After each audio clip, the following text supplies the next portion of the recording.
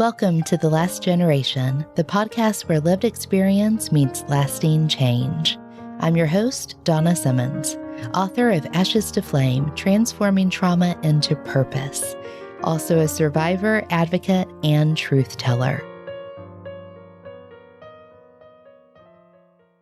Welcome back to The Last Generation, Transforming Trauma into Purpose. I'm Donna Simmons, and I'm so glad you're here today. We spend so much time talking on this podcast about trauma, its impact on our nervous systems, on our relationships, and on our sense of self. And we do that because naming the truth matters. But today, we're going to widen that lens. We're going to talk about something even older than trauma, something our ancestors leaned on for healing long before the word therapy existed. We're stepping into the world of nature-based spirituality, rituals tied to the earth, traditions that remind us that healing is not just personal. It's seasonal, it's cyclical, it's cosmic. So grab a cup of tea, take a deep breath, and let's dive in. Picture this, a village square, the air thick with suspicion. A woman who once delivered half the town's children or brewed teas to soothe fevers now stands accused of being in league with the devil.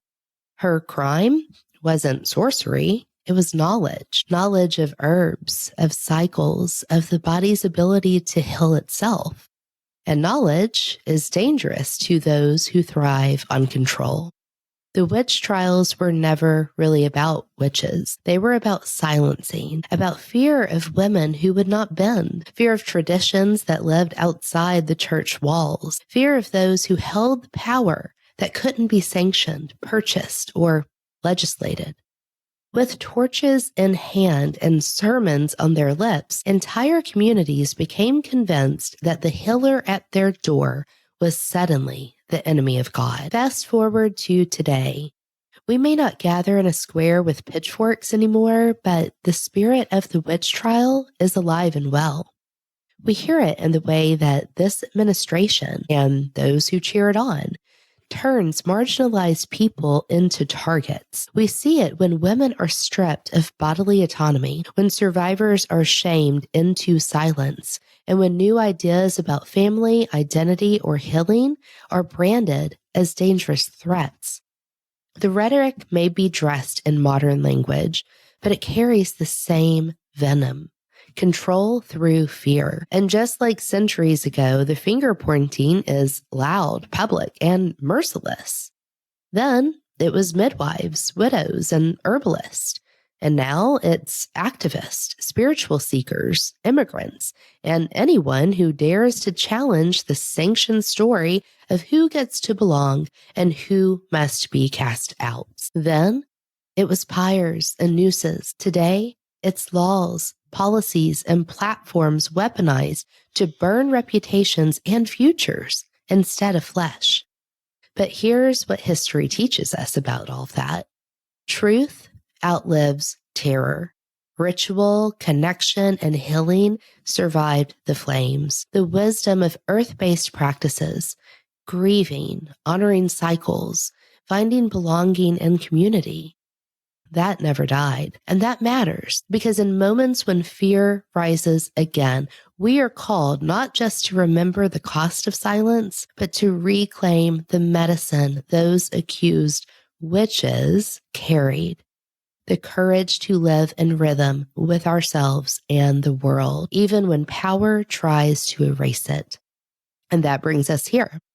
Because the witch trials were not just a relic of history. They were a violent interruption of something far more ancient, the rhythm of life marked by the turning of the earth, the rituals that taught us how to grieve, how to honor what has passed, and how to prepare for what is to come. And that rhythm still whispers beneath the noise of our modern world.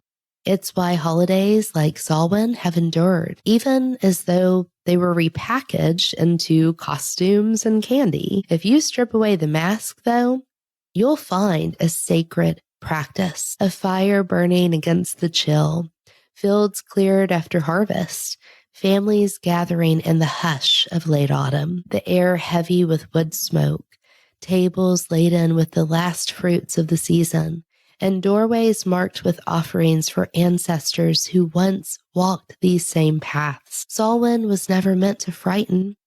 It was meant to release. It was a threshold moment, a liminal time when the veil between the seen and unseen grew thin, and communities were given space to do what our culture so often denies us, to grieve, to speak the names of the dead, to acknowledge endings not as failures, but as sacred passages that make the way for beginnings. And perhaps that is the medicine that we are being asked to remember now. In an age where fear is used as a weapon and division is the new witch hunt, we need ritual more than ever. We need intentional pauses where we can lay down what no longer is serving us, where we can honor the pain we carry, and where we can plant the seeds of who we are becoming. So when we light candles on porches or carve pumpkins to ward away darkness, we are participating, whether we realize it or not, in an echo of this older, wiser tradition, a tradition that insists healing is not something we rush. It is something we honor with rhythm, with ritual, with reverence. Now, most of us know October 1st as Halloween.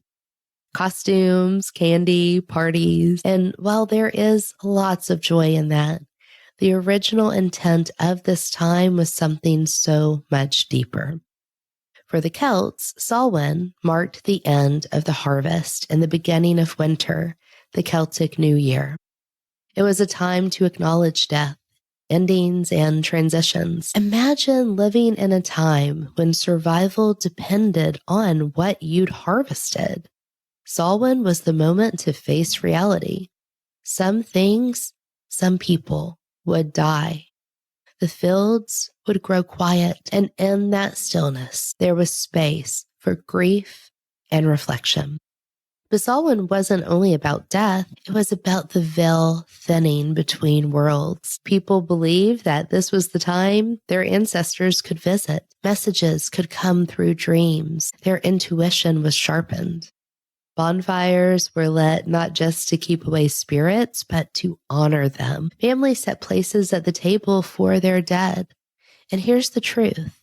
Grief rituals matter. We live in a culture that avoids grief at all costs. We medicate it, we rush it, we shame it. But Samhain teaches us grief is the threshold. It's the way we open to renewal. So let's imagine what Samhain might look like for you today. Maybe you write down what you're ready to release, an old belief, a pattern of self-sabotage, a wound, and burn it safely, watching the smoke rise. Maybe you create a small altar with photos of loved ones who have passed. You light a candle, you say their names out loud. Or maybe you walk in nature and you notice how the trees are letting go of their leaves. The trees don't resist, they surrender. And in that surrender, the ground becomes fertile again. So I'd like to invite you to take a moment of reflection with me now. So I'm going to ask you to take a breath and ask yourself, what do I need to grieve right now so that I can make space for what's to come? If you would like to pause the podcast here and take a moment to journal, feel free to do so. One of the most powerful ways earth-based spirituality supports mental health is through ritual. Now, let's talk about why.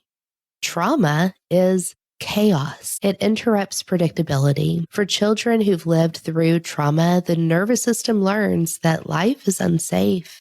Anything can happen, and we must always be on guard.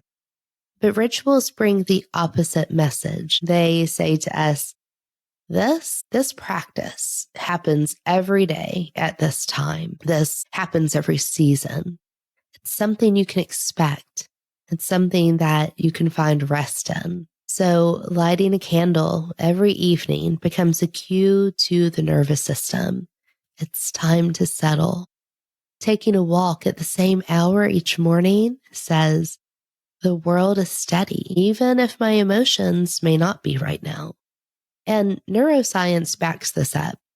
Ritual increases predictability, and predictability lowers cortisol. And that's why children in classrooms with consistent routines show better learning outcomes.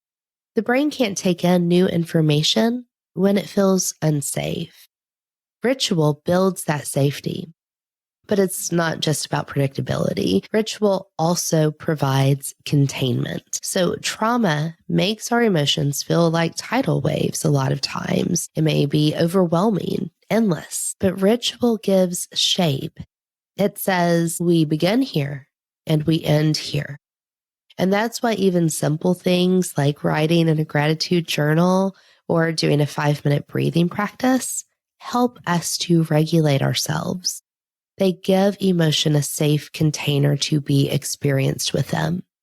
And then, of course, there's belonging.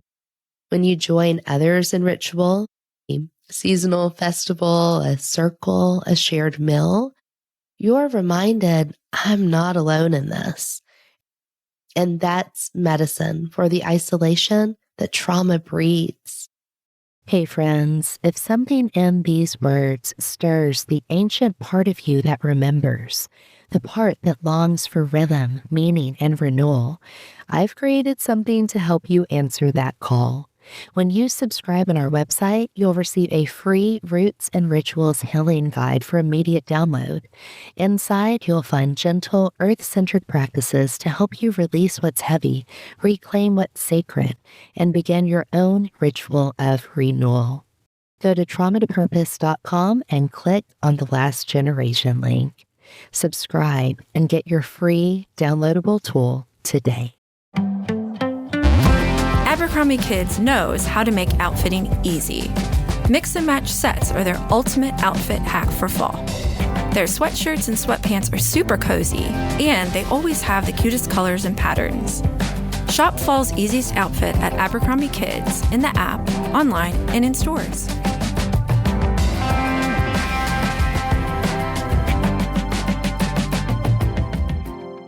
Every who down in Who Newville liked the holidays a ton, but where to get great prices on gifts, they had no idea. None. They searched and they searched for great gifts under $25. Gifts for spouses and friends and even their toddlers. When suddenly one who shouted, Walmart has what you want, knowing they have Lego, Tree Hut, and low prices to flaunt. So they enjoy the holiday season as who's often do. Cheering and shouting, Walmart has incredible gifts. Who knew? Find gifts they'll love under $25 at Walmart.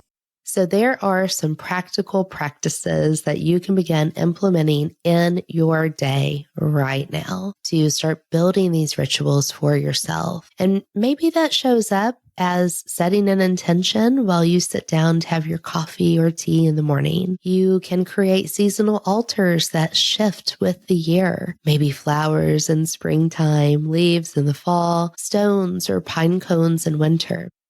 Let those be visible reminders that change is natural. You can try a collective ritual too. You can invite friends to share what they've been releasing this season. Burn or bury those words together.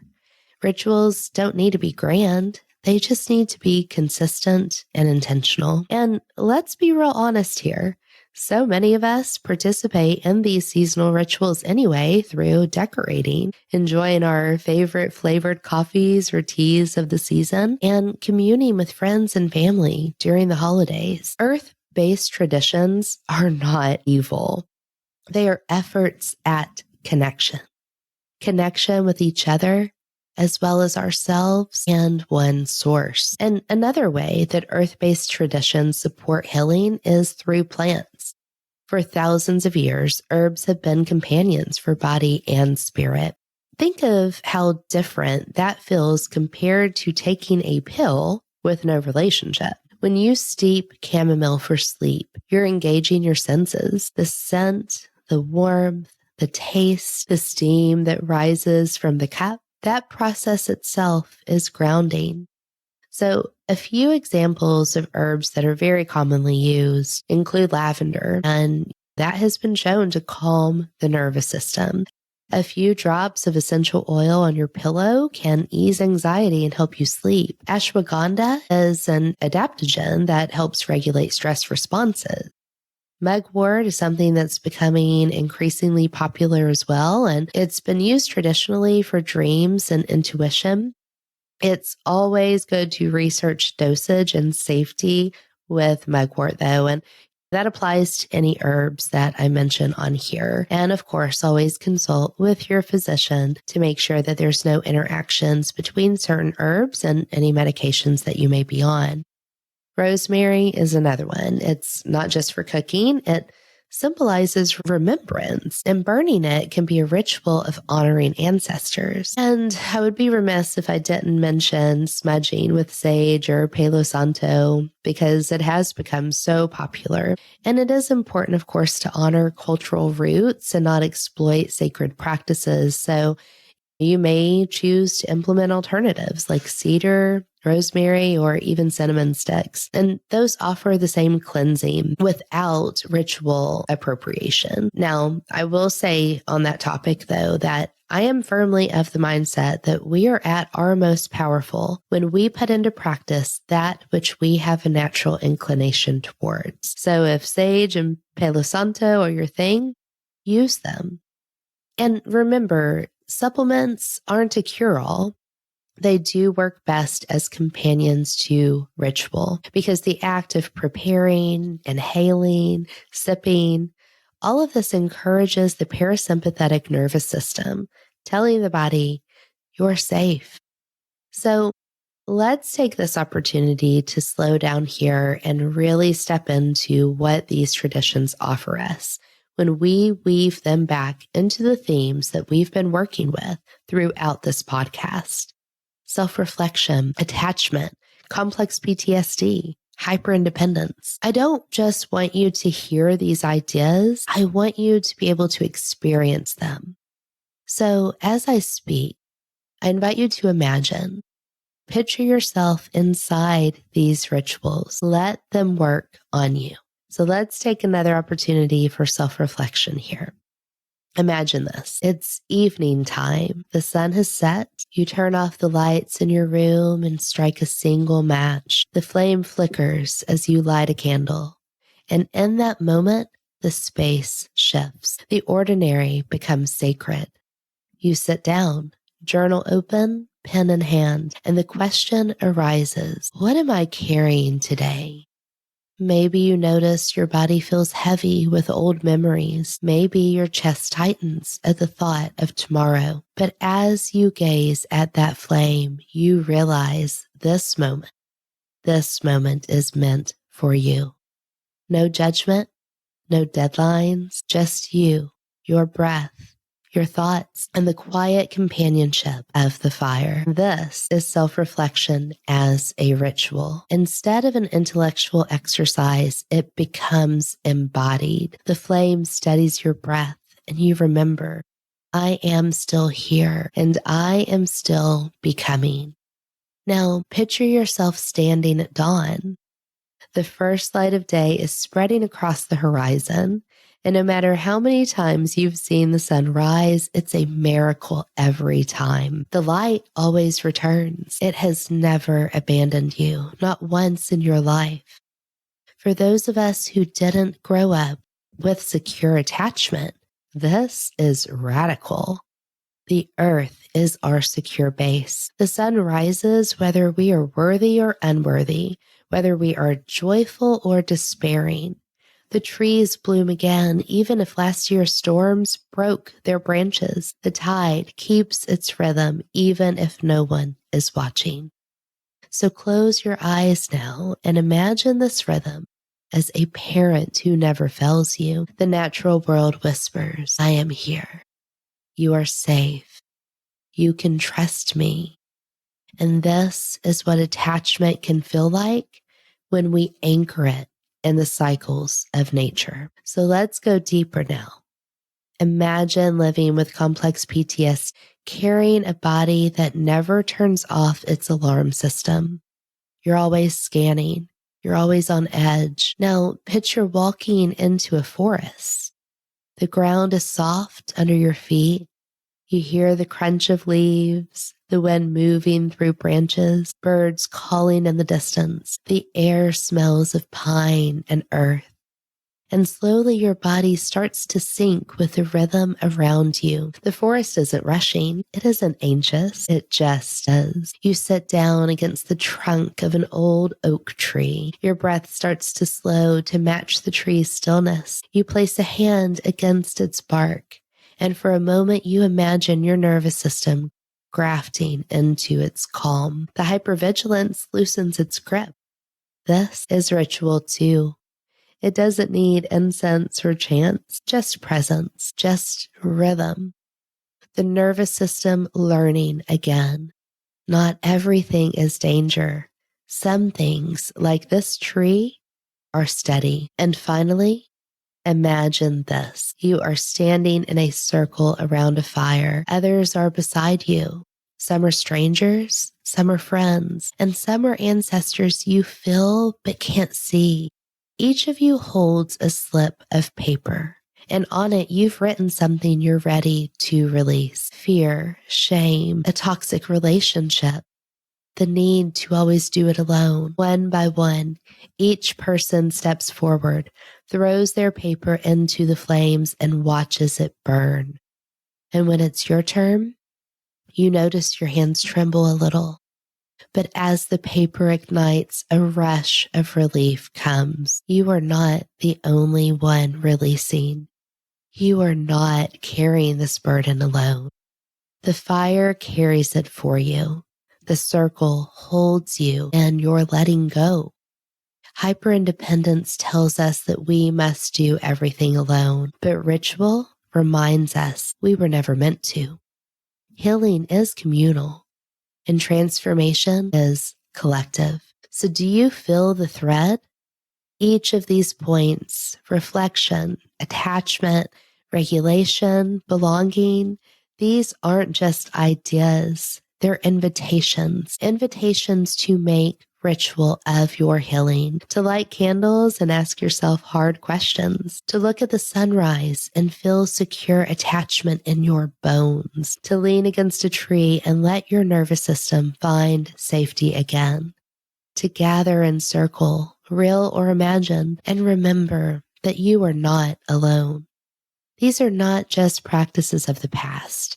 They are the medicine we need right now. Now, let's transition to talk about the piece that's hardest to name, but most essential: mystery. Mainstream religions often tell us exactly what to believe. They offer certainty, but certainty isn't the same as healing. Sometimes certainty can be another prison. Earth-based traditions invite us into mystery, and they say, light that candle and listen. Step outside on a full moon and feel. Trust that the rustle in the leaves, the dream that wakes you at 3 a.m. might mean something. And not because you're weak or superstitious, but because you are human. And humans have always lived in relationship with great mysteries. Mystery restores meaning. Trauma strips life of meaning. Abuse tells us you don't matter. Oppression tells us your pain is meaningless. But mystery whispers everything is connected. You are part of something vast. Even your suffering is not wasted. And here's the most beautiful part. You don't have to be pagan or be Wiccan or be anything, any classification, to step into this. Lighting a candle with intention, watching the seasons, honoring your ancestors. These are human acts. They belong to all of us. So for listeners who come from Christian, Jewish, Muslim, or secular backgrounds, this is not about abandoning your faith. It's about remembering the roots beneath all faiths, the cycles of life, death, and renewal that the earth teaches us. Mystery doesn't ask for blind obedience. It asks for open-hearted presence. And in that presence, that's where belonging blooms. So let's wrap up this episode now with a ritual together. If you're able to, close your eyes. And if you can't do that right now, then feel free to come back and listen to this ending again when you're able to participate safely. So now we're going to close our eyes and place a hand over our heart. Imagine roots extending from your body deep into the earth. Feel the ground holding you. And now bring to mind one thing you're ready to release. Maybe that's a fear, a pattern, a wound. Now imagine placing it gently at the roots where the earth can compost it into something fertile. Take a slow breath in. Breathe in safety. Exhale, release. And say quietly to yourself, I am rooted. I am held. I am becoming. This is how we become the last generation of trauma, not by running from grief, but by honoring it, not by denying mystery, but by stepping into it. Thank you so much for joining me today, and I'll see you next time on The Last Generation, transforming trauma into purpose. You've been listening to The Last Generation, transforming trauma into purpose. For more resources, visit traumatopurpose.com. If this episode resonated with you, consider leaving a review and joining the community online. Subscribe, and let's transform together.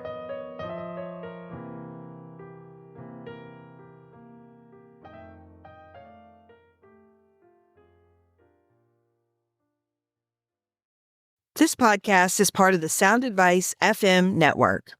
Sound Advice FM, women's voices amplified.